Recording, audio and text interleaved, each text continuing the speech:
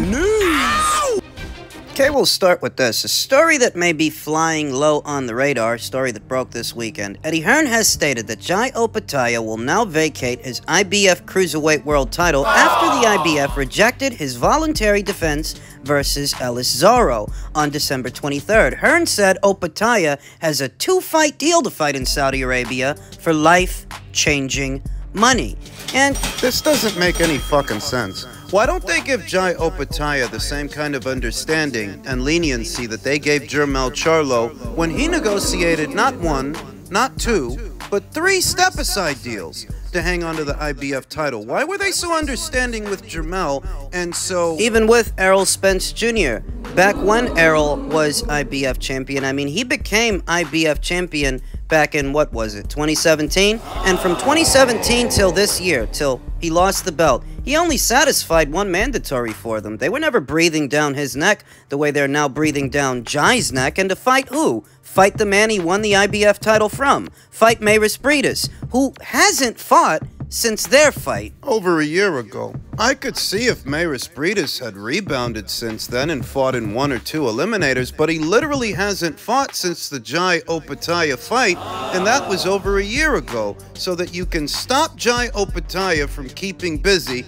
before this year is out, you want to stop him from squeezing in a voluntary title defense so he can fight Mairis Briedis again. Not that fighting Ellis Zorro later on this month would have stopped him from fighting Mairis Briedis. The Mairis Briedis fight, if it were going to happen, wasn't going to happen until next year anyway. What's going on here? The sanction and fees for the Ellis Zorro fight likely aren't bigger than the bribe the IBF may have been giving to give Jai Opetaia a hard time to strip Jai Opetaia. The only real question is, who's bribing these guys? Because somebody is. Something's going on here, and this doesn't make sense. You're gonna stop Jai Opetaia from fighting over a fight he couldn't have until next year anyway, just so that you can stop him from fighting this year, because you don't want him fighting. That doesn't make a ton of sense. Now, the highest ranked available contender in the IBF's ranked standings just so happens to be Mairis Briedis, the former IBF champion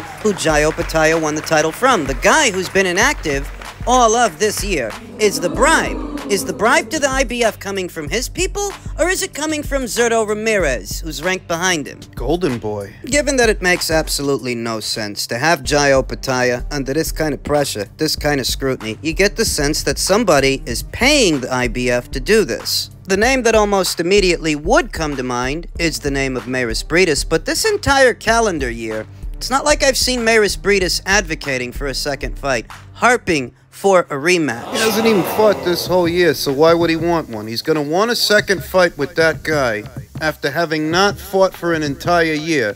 That doesn't favor him. That's saying that this entire calendar year, I haven't seen Mairis Briedis beating the drum for a second fight, for a rematch. And that doesn't mean that he doesn't want one. That just means that he hasn't been particularly vocal about it. So what about the man who's ranked behind Mairis Briedis? What about former super middleweight champion turned light heavyweight and subsequent cruiserweight contender Zurdo Ramirez? Could somebody on Zurdo's behalf be paying to orchestrate all of this? I mean, I'm just bouncing ideas around, trying to wrap my mind around why the IBF is giving Jai Opetaia such a hard time. How does fighting Ellis Zorro stop him from fighting Mairis Briedis the following year? He wasn't going to fight Mairis Briedis until the following year anyway.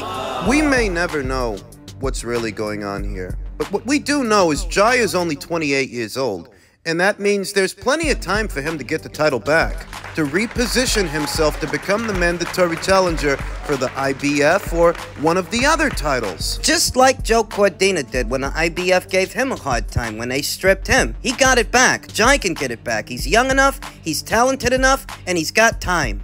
Most I can deduce is that the Saudis must have offered Jai Opetaia a lot, and I mean a lot of money to box in that region of the world if he felt, him and his team, this was necessary. That they are not going to leave that money on the table. They're not going to pass it up just because the IBF wants to play hardball. It's just unfortunate because Jai Opetaia went through a war to win that belt. That's what he did, and he's arguably the most talented of the 4 champions at this weight. Just for him to get treated like this. And just in keeping with the theme of all things cruiserweight, Chris Billum Smith retained his world title yesterday after forcing seasoned veteran Matthias Masternak to retire in his corner. Retire injured. He didn't want to come out for the 8th round. I feel like Chris Billum Smith really dodged a bullet here. 7 months on from winning the crown, when he defeated Lawrence Okolie, then unbeaten champion, Billum Smith showed his power once again as he recovered from an awful start, where he struggled to get going to force Masternak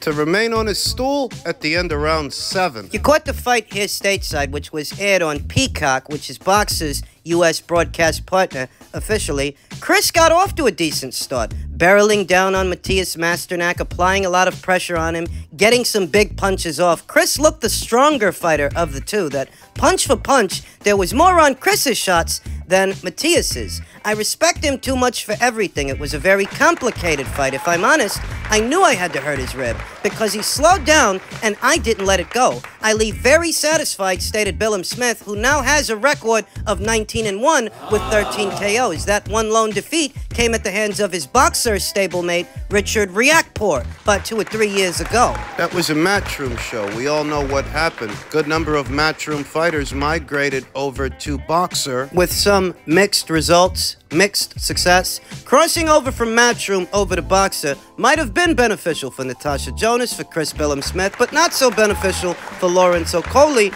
or Joshua Buatsi. Can't say that crossing over to Boxer has been a fruitful endeavor for Lawrence Okolie. That's how he ended up losing the WBO title. And Joshua Buatsi, for all his gripes about people not being able to see his fights or know about them, him fighting on an app, it's not like he's having these huge fights at Boxer that he wasn't having at Matchroom. I'd say that since crossing over there, he's lost momentum. He's not actually as talked about. But this is about Chris Billum Smith, not them. Masternak, he showed a lot of heart, and at the same time exposed some of Chris Billum Smith's weaknesses, such as the defensive flaws he has in his game. However, in the end, he was unable to capitalize, and the injury forced him to forfeit his championship opportunity. Like I said, in the very first round, Chris was pouring on. He was pouring it on thick and putting a lot of pressure on the older Matthias Masternak, whose fitness, I think, held up better over time as the fight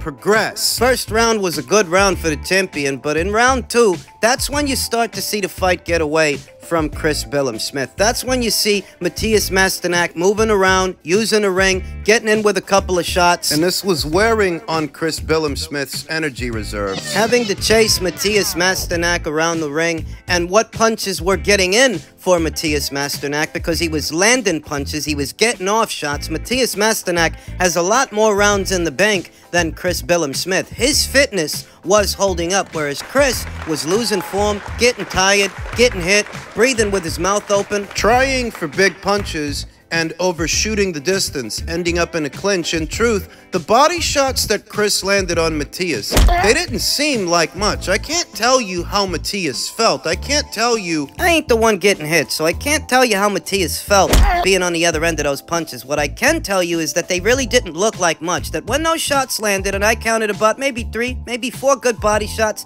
they didn't look like much, though. Well, Chris is strong, and Matthias Masternak is an older fighter. He's an older guy, though he takes care of himself.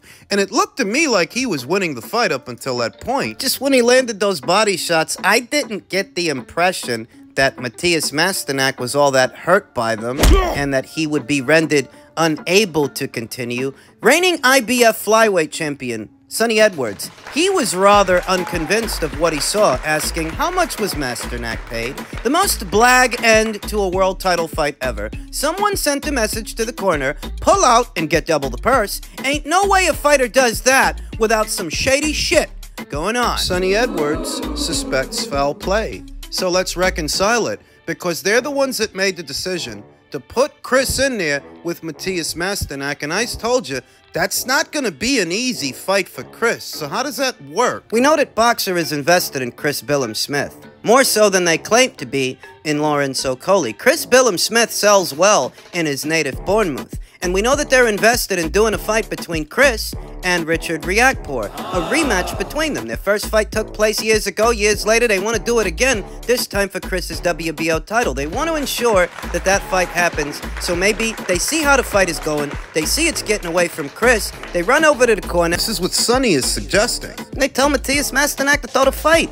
Don't come out for the 8th round. They're not going to let him get in the way of a lucrative fight between Chris Billam-Smith and Richard Riakporhe, two guys that they're invested in. That's the only way I could see it happening. Conspiracy theory or not, foul play or not. Seems to me that Chris Billam-Smith dodged a bullet this weekend based on how he was looking, and he's on borrowed time as a champion. But he always was. I file Chris Billam-Smith in the same filing cabinet as I file Jaime Munguia. He's a very fun, albeit very limited, fighter to watch, and his reign as champion won't last that long. It's conceivable that Richard Riakporhe, he's gonna beat him again when they do that fight. God forbid they don't do a rematch with Richard and they do a rematch with Lawrence. If he fights Lawrence again, Lawrence might beat him. Got nothing against Chris. I actually like Chris. I like his fights. They're entertaining, but he's a limited fighter, and on that predication, I don't think he's going to be champion for all that long.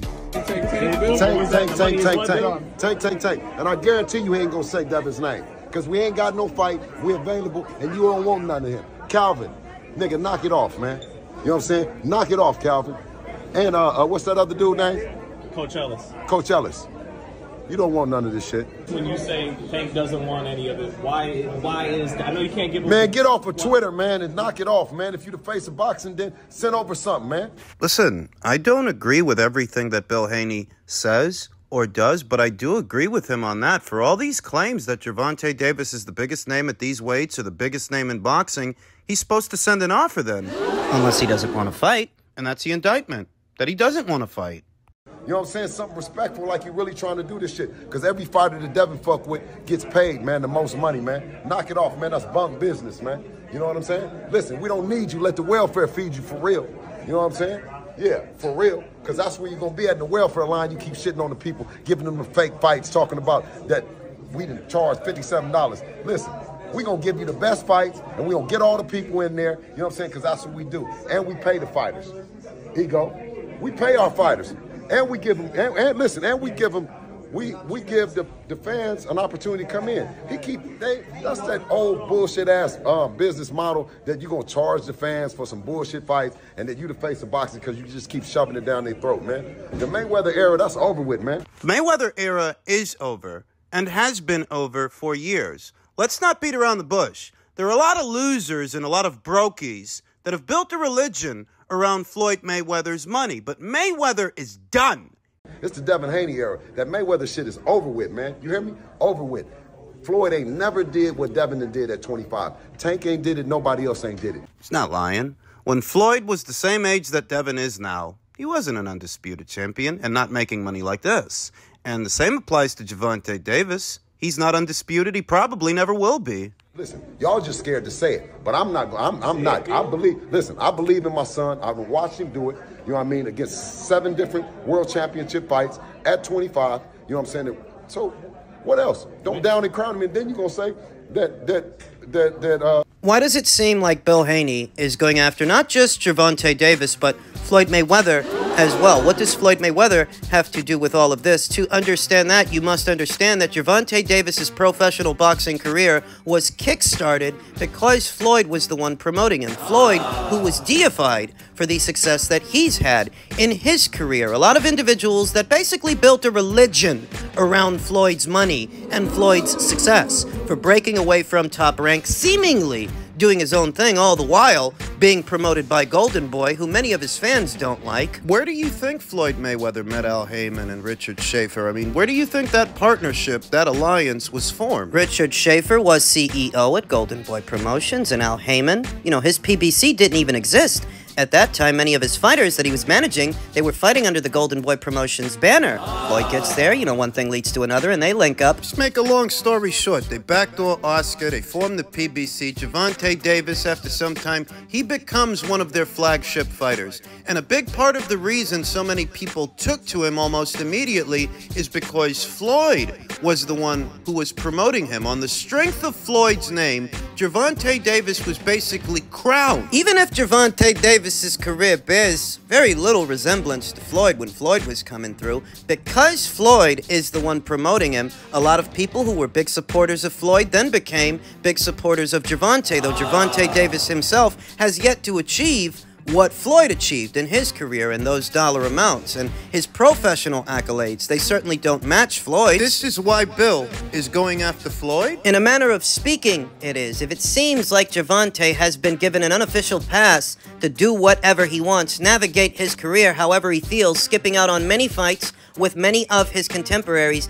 if he's given a pass for this, among some, it's because Floyd's the one who promotes him. Some have deified Floyd for how his career went. Whatever Floyd says is gospel. And whatever he's attached to. So because Floyd, in the eyes of some, is the one who introduced us to Gervonta Davis, there are some who view him through that lens. And Bill doesn't. To Bill Haney, the Mayweather era is over, and Gervonta Davis. The Mayweather era is over, and Gervonta ain't Floyd. Gervonta is not above being called out by his contemporaries, being called out by his son, Devin Haney. That's why he's going after Floyd, not just Gervonta. He's going after Floyd because a lot of people give Gervonta a pass because of Floyd. So he's reminding you, Floyd ain't what he was before. He's not fighting anymore. That era is done! Enough with the Mayweather era, the fucking fairy tale about Floyd. They do with Floyd Mayweather's backstory what Disney did with the story of Pocahontas. Enough already. Gervonta Davis's fans are almost offended that people feel he should fight his contemporaries because he never actually gave us the Lomachenko fight, but Devin Haney did. Many empty promises that you hear from the Mayweather camp about that fight just for it to never happen, and it never will. It's lost all meaning now. There was a disparity in the ages of Vasyl Lomachenko and Devin Haney back when that fight was a talking point. It's not a talking point